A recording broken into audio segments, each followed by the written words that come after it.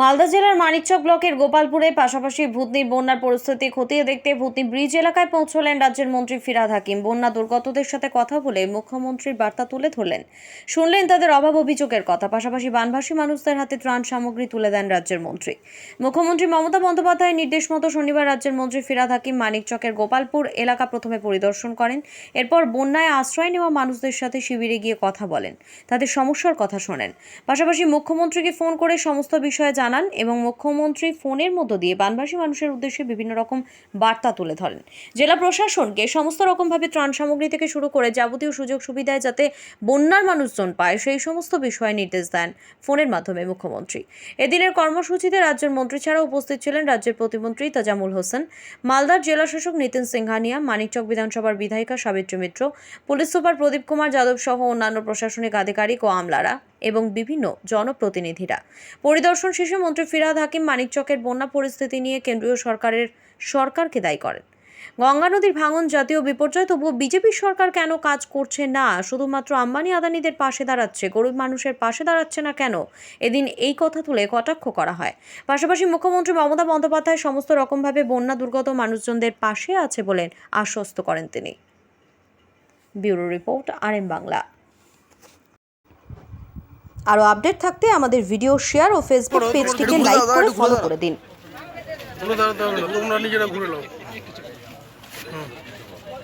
আরে দাদা, আমাদের আপনি না বারবার ঢুকছেন কিন্তু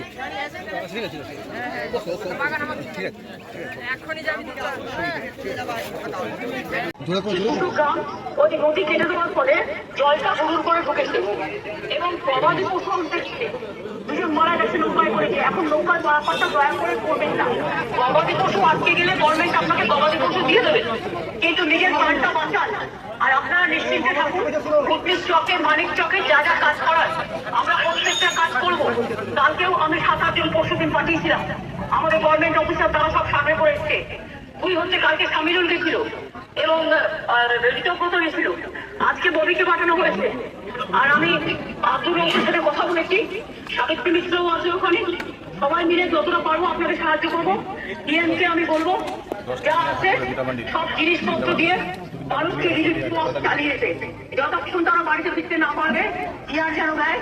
এবং আমি কালকে ডিএমদের সাথে একটা মিটিং নেবো, বাদবাকিটা আমি করবো। আমি জানি আপনাদের কষ্ট হচ্ছে, ভূতনি চকটা এমনই একটা জায়গায় যে প্রতি বছর এই কষ্টটা হয়। ব্রিজটা ভেঙে যাওয়াতে আরো কষ্ট হচ্ছে, ব্রিজ আমরা তৈরি করে দেবো, এটা আপনারা ভরসা আসতে পারেন। আমাদের কাজ শুরু হয়ে গিয়েছিল, কিন্তু যেহেতু বর্ষার জন্য কাজটা আমরা করতে পারিনি। আর যারা মারা গেছেন তাদের পরিবারকে 2 লাখ টাকা করে দিয়ে সাহায্যও দেওয়া হবে। ববিকে পাঠিয়েছি, বাদ বাকি কিছু বলার থাকলে ওকে বলে দিন, আমি শুনে নেবো। আর ডিএমও আছে, ডিএমকেও আমি বলবো ডিএমএসপি কে মানুষ যেটা বলছে সেটা শুনে নিতে। ওদের রিলিফে যেন কোনো ঘাটতি না হয়। ম্যাডাম বলুন ম্যাডাম।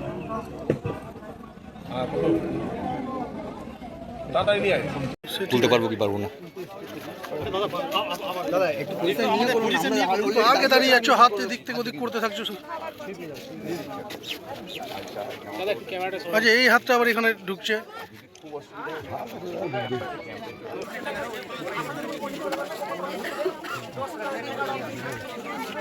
এটা মোবাইলটা নামাতে বলো তো, এটা মোবাইল, এটা নীলগঞ্জি মোবাইল নামা, মোবাইল নামা।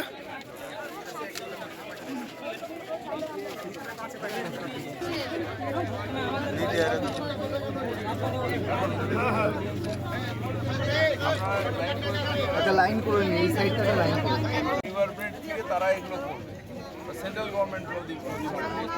তুলতে পারবো কি পারবো না?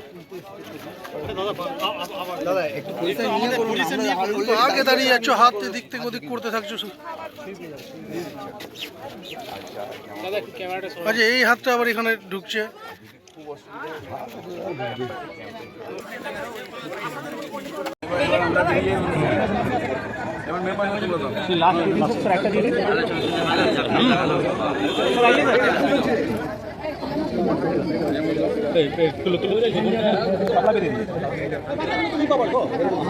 পরিস্থিতি অত্যন্ত ভয়াবহ। বাঁধটাকে উড়িয়ে নিয়ে গঙ্গা চলে গেছে, গঙ্গা ভাঙনে বাঁধটা চলে গেছে।